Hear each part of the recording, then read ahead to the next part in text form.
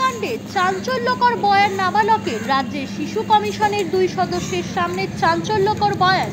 যোগা এবং জিম করার ফলে পায়েসে মেশানো ঘুমের ওষুধ খেয়ে কিছুই হয়নি আমার, মরার ভান করে শ্বাস আটকে মৃতের অভিনয় করেছি। এরপর কাকা বালিশ চাপা দিয়ে আমাকে শ্বাসরোধ করে খুন করার চেষ্টা করে। আমি বেশ কিছুক্ষণ শ্বাস আটকে রেখেছিলাম। কাকা এবং বাবা ছাদে আত্মহত্যা করতে চলে যায়। আমি দোতলায় উঠে দেখি মা, কাকিমা এবং বোন মৃত অবস্থায় পড়ে আছে। মা কাকিমা বাধা দেওয়ার চেষ্টা করেছিল, তাদের খুন করা হয়। বাবা ঘটনার 2 দিন আগে বলেছিল এবার পাওনাদাররা ধাওয়া করবে, মৃত্যু ছাড়ার কোনো উপায় নেই বলেছিল বাবা কাকা। আমাকে সেদিন আলোচনার সময় ঘর থেকে বের করে দেওয়া হয়। আমি সেদিন ঘরে থাকলে অন্য কোনো রোজগারের উপায় নিয়ে পরামর্শ দিতে পারতাম। বাবা কাকার ব্যবসা একেবারে লাটে উঠেছিল। শিশু সুরক্ষা কমিশন নাবালককে হোমে পাঠাতে চায় না, তারা কোনো একজন আত্মীয়ের কাছেই তাকে রাখতে চায়। প্রসূনের শ্বশুর শাশুড়ির কাছে নাবালককে রাখতে চায় কমিশন। আজই এই দুজনের সঙ্গে কমিশন কথা বলবে। সরকারি স্কিমে নাবালক সাবালক হওয়া পর্যন্ত মাসে মাসে প্রসূনের শ্বশুর শাশুড়ি মাসোহারা পাবেন। তারাও নিতে রাজি না হলে একটি ফ্যামিলি পাওয়া গেছে যারাই নাবালকের ভরণ পোষণে রাজি। সব বিকল্প খোলা রেখে চেষ্টা চালাবে শিশু সুরক্ষা কমিশন, জানালেন কমিশনের chairperson Ananya Chakraborty. Bureau report, Sheffield Times. বাচ্চাটি এমনিতে শক্ত আছে, খুবই সেনজিটিভ বাচ্চা, খুব অ্যালার্ট, পড়াশোনায় ভালো ছিল, দাবা খেলতো, যেটা বললো খুব ভালো দাবা খেলতো এবং মানে দাবাটাকেই প্রফেশন করতে চেয়েছিল একসময়, এবং এখন তো বিধ্বস্ত, কিন্তু মাথাটা খুব পরিষ্কার। সবাইকার নাম মনে আছে, যতজন অফিসার গেছিলেন তাদের নাম মনে আছে। ও এখন বাড়ি যেতে চায়। বাড়ি বলতে ওর নিজের দাদু দিদা নেই, ওর কাকিমার বাবা মা যার যে দাদু দিদা সেই বাড়িতে যেতে চায়। তো আমরা তাদের সঙ্গে কথা বলবো যে যদি তারা রাখতে রাজি হন তাহলে পরে, এবং তাতে কিন্তু একটা স্টেটাস স্পন্সরশিপ স্কিম আছে যেটা মাসে মাসে ওর জন্য দেওয়া হবে 18 হওয়া অবধি, এবং তাছাড়া আর যা যা সাহায্য দরকার সমস্ত কিছুই করা হবে রাজ্যের তরফ থেকে। মানে এই মুহূর্তে বাচ্চাটার একদম ভালো হয়ে ওঠাটা খুব জরুরি। দুটো প্রশ্ন আছে। একটা হচ্ছে যে অ্যাটেম্পটা আজকে আপনারা করলেন, এই সেম অ্যাটেম্প ট্যাংরা থানার পুলিশ ওর মামা মামি যারা বোম্বে থেকে কলকাতায় এসেছিল ওই মৃত্যুর খবর পেয়ে তাদেরকে 3বার ট্যাংরা থানা রিকোয়েস্ট করে যে এদের কাস্টডি এই বাচ্চাটা নিয়ে নেওয়া হোক, তারা পরিষ্কার ডিনাই করে। সেক্ষেত্রে আপনি যে আবার অন্য দুজন আত্মীয়ের সাথে রিঅ্যাপ্রোচ করবেন, বিষয়টা আপনারা কতটা আশাবাদী, তারা কতটা সাড়া দেবে? আমি খুব আশাবাদী। আমি লোকের সঙ্গে কথা বললে আমি মনে করি যে তাদের দায়িত্বটা মনে করিয়ে দিয়ে তাদের রাজি করাতে আমি পারবো। যদি না পারি তাহলেও কিন্তু অন্য মানুষ আছেন তাদের ফস্টার কেয়ারে নেওয়ার জন্যে। ছেলেটির একটি বাড়ি দরকার। আমরা চাই না যে একটা হোমে থাকুক, ওর পড়াশোনায় ভালো, এই বছরটা ওর নষ্ট হলো, এখন তো পরীক্ষা চলছিল, তো সেটা নিয়েও একটু কষ্টে আছে। তো ও চাইছে যে আবার একটা বাড়িতে থাকতে, কারোর একটা সঙ্গে থাকতে। ও দাদু দিদার কথাই ভাবছে, তাই আমরা দাদু দিদার সঙ্গে একটা চেষ্টা করব। দেখি আজকে যদি পারি, আর চেষ্টা করব। চেষ্টা করে যদি সফল না হই তাহলেও আমাদের ব্যবস্থা করা আছে, একটা কাপল রয়েছে, তারা ওকে ফস্টার কেয়ারে নিতে রাজি আছে এই মুহূর্তে। ঘটনা নিয়ে কিছু বললো, মানে হ্যাঁ, ঘটনাটা পুরোটাই বললো, ট্রমাটাইজ কিন্তু পুরোটা বললো, কিন্তু ঘটনাটা পুরোটা বললো। এবং ওর মানে যেটা বুঝলাম যে ও একটা মানে ইন স্টেট অফ শক আছে। যখন কেউ একটা স্টেট অফ শকে থাকে না, তখন তার মধ্যে অতটা আবেগ কাজ করে না। যখন আস্তে আস্তে ওর বোধোদয়টা হবে যে সবাই চলে গেল, মা, কাকিমা, বোন তারা মারা গেল, এবং বাবা এবং কাকা দুজনে তাদের জেল হবে অবভিয়াসলি, এবং হয়তো সর্বোচ্চ সাজাই হবে, তখন ওর মধ্যে এই ফিলিংসটা আসবে যে আমার এটা কি হলো, আমার সব কিছুই চলে গেল, তখনই ফিলিংসটা হবে। কাকে দোষী মানছে, মানে কাকে দায়ী করছে? ও কাউকে ও বলছে যে ওর বাবা এবং কাকার একটা ব্যবসা ছিল, সেই ব্যবসাটা ফেল করেছিল, এবং অনেক দিন ধরে ও জানুয়ারি মাস থেকেই জানতে পেরেছে ব্যবসাটা ফেল করেছে, এবং ওরা ভাবছিল যে কিভাবে কি করা যায়। এবং বাবা আর কাকা, মা এবং কাকিমা সবাই খুব ক্লোজ নিট একটা ফ্যামিলি ছিল। ওর ইভেন খুব বোনও ভীষণ ক্লোজ নিট ছিল, এবং ওরা এটা নিয়ে আলোচনা করতো কি করা যেতে পারে ইত্যাদি।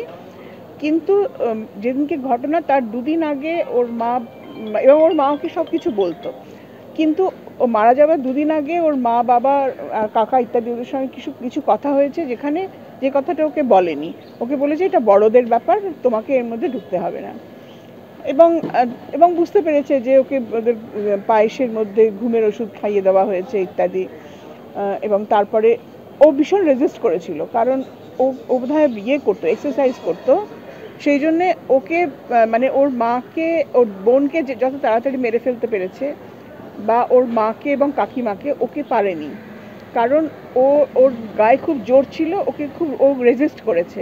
এবং ও যেটা বলছে যে ও যেহেতু যোগব্যায়াম করতো, ও অনেকক্ষণ নিঃশ্বাস ধরে রাখতে পারতো। ওর কাকা ওর মুখের উপরে বালিশ চাপা দিয়ে রেখেছিল যাতে ও মরে যায়। বললো আমি ভান করলাম যে আমি মারা গেছি, আমি অনেকক্ষণ নিঃশ্বাস ধরে রাখতে পারি, এবং সেই জন্য কাকা ভাবলো আমি মারা গেছি, নিয়ে চলে গেল ওখান থেকে, আমাকে ফেলে রেখে চলে গেল, তাই ও বেঁচে গেছিলো। তো কিন্তু ওর মধ্যে আমি কোনো বিটারনেস দেখিনি, ওর মধ্যে একটা কষ্ট আছে যে আমাদের ব্যবসাটা দাঁড়ালো না, সেই জন্যে বাবা এবং কাকা এটা করলো ইত্যাদি। তো যেটাই ঘটে থাকুক না কেন, খুবই দুঃখজনক, অত্যন্ত দুঃখজনক। এবং আমরা মানে আমাদের এখন একটাই লক্ষ্য, বাচ্চাটির রিহ্যাবিলিটেশন, আর কোনো লক্ষ্য নেই। একদম শেষ প্রশ্ন, ও যে মানে এই কথাটা বলছি, যখন বাড়ি থেকে 3 জন বেরিয়ে গেল এবং যে সুইসাইড অ্যাটেম্পের কথা বলছে, যে একটা পিলারে গিয়ে গাড়ি ধাক্কা, মানে সেই প্রসঙ্গ নিয়ে কিছু বলছি যে হঠাৎ। হ্যাঁ, ও বলছে যে সুইসাইড মানে এটা বোধহয় প্যাক্ট করেছিল, ওর বাবা এবং কাকা মিলে প্যাক্ট করেছিল সুইসাইড অ্যাটেম্প্ট করবে, সেটা বাড়ি থেকে বেরোয়নি। ও বললো যে একদম ছাদে উঠে গেছিল, বললো যে মা আর কাকিমা শেষ মুহূর্তে রাজি হননি, ওর মা এবং কাকিমা শেষ মুহূর্তে এই প্যাক্টে রাজি হননি। ওর কাকিমা এবং ওর কাকা এবং বাবা জোর করে ওদেরকে মেরেছিল। এবং তারপরে ও যখন দেখলো ও বেঁচে আছে, ও ওপরে খুঁজতে গেল, গিয়ে দেখলো যে ওর মা কাকিমা এবং দিদি পড়ে রয়েছেন লাইফলেস অবস্থায়।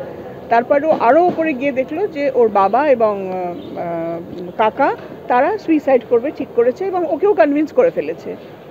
তো আমি বললাম যে তুমি কেন রাজি হলে?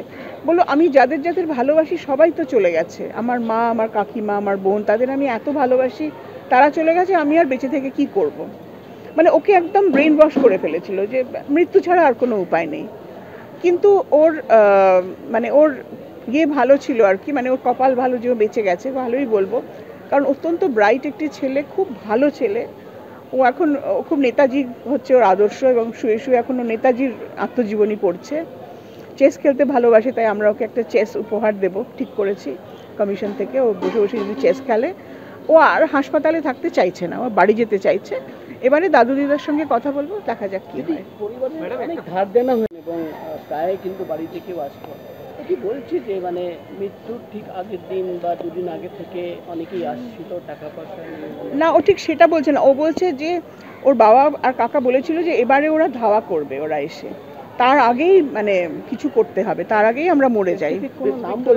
না, কোনো নাম বলে না। একটা কথা যেটা উনি বলছিল যে মানে আরও অনেক উপায় আছে, আজকালকার বাচ্চারা তো খুব সেন্সিটিভ, তারা বললো যে মা আমার সাথে সব কথা শেয়ার করতো, কিন্তু এই কথাটা আমার সাথে মা শেয়ার করেনি।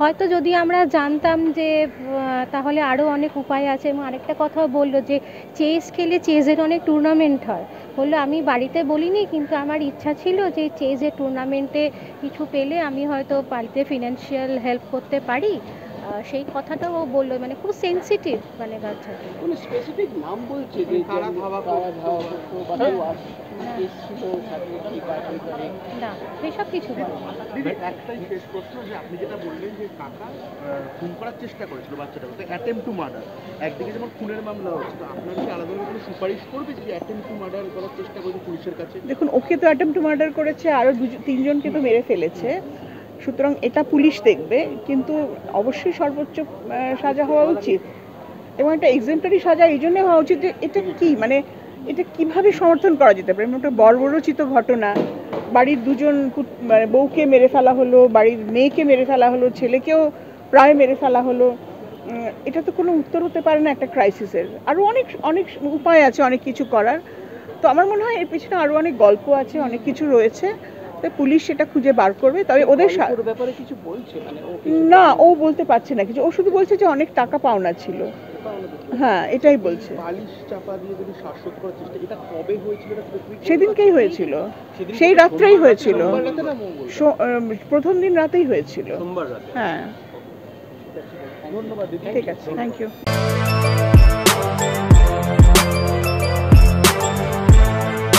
এখন অনেক বড় শ্রী লেদার্স হাওড়া ময়দান।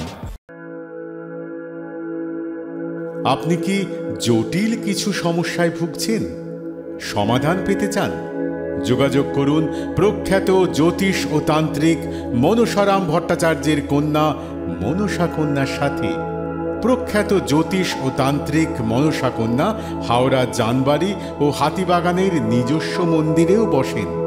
যোগাযোগ 9830106967 আর 9239655323।